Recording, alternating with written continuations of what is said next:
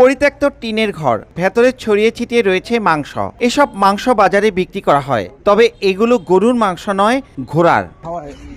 পরিত্যক্ত এ ঘরে মিলে 12টি জবাই করা ঘোড়ার মাংস ও একটি অসুস্থ জীবিত ঘোড়া উদ্ধার করে পুলিশ। ঘটনাটি ঘটেছে মুন্সিগঞ্জের গজারিয়া উপজেলার ভবেরচরের আনারপুর গ্রামে। পুলিশ ও স্থানীয়রা জানায়, ঢাকা চট্টগ্রাম মহাসড়ক সংলগ্ন পরিত্যক্ত বাড়িটিতে দীর্ঘদিন ধরে একটি চক্র গোপনে নিষিদ্ধ কার্যক্রম চালিয়ে আসছিল। অভিযোগ রয়েছে, চক্রটি বিভিন্ন স্থান থেকে অসুস্থ ঘোড়া কম দামে কিনে সেগুলো গরুর মাংস হিসেবে বিভিন্ন হোটেলে বিক্রি করত। আমরা অনেকদিন ধরে শুনি এই জায়গায় ঘোড়া জব হয়, তো আমরা উৎপত্তি থাকি যে এটাকে আমরা জ্যাম্বে হোক এটা নির্ধারণ করবো।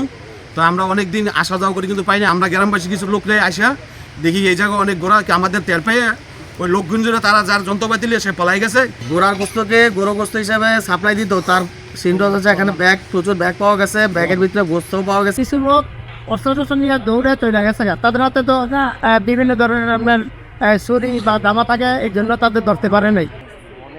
এলাকাবাসীর সন্দেহ হলে তারা ঘটনাস্থলে গিয়ে জবাই করা ঘোড়াগুলো দেখতে পান। এ সময় চক্রের সদস্যরা দ্রুত ঘটনাস্থল থেকে পালিয়ে যায়। এ বিষয়ে উপজেলা নির্বাহী কর্মকর্তা জানান, আইন অনুযায়ী ঘোড়া জবাইয়ের কোনো সুযোগ নেই। অভিযুক্ত কাউকে আমরা পাইনি বলে আমরা তাৎক্ষণিক কোনো ব্যবস্থা নিইনি, তবে আমরা চেষ্টা চালাচ্ছি তাদের ধরার জন্য।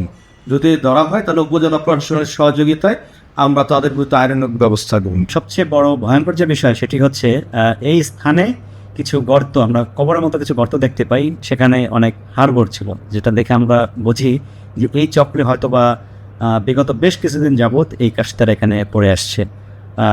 তবে এইটা যেহেতু আমাদের দণ্ডবিধি অনুযায়ী, দণ্ডবিধির 429 ধারা অনুযায়ী এটা প্রাণী হত্যা এবং এটি একটি আমলযোগ্য অপরাধ। জীবিত উদ্ধার করা ঘোড়াটিকে চিকিৎসা দেওয়া হচ্ছে বলে জানায় প্রাণী সম্পদ বিভাগ। নাসির উদ্দিন উজ্জ্বল, সময় সংবাদ, মুন্সিগঞ্জ।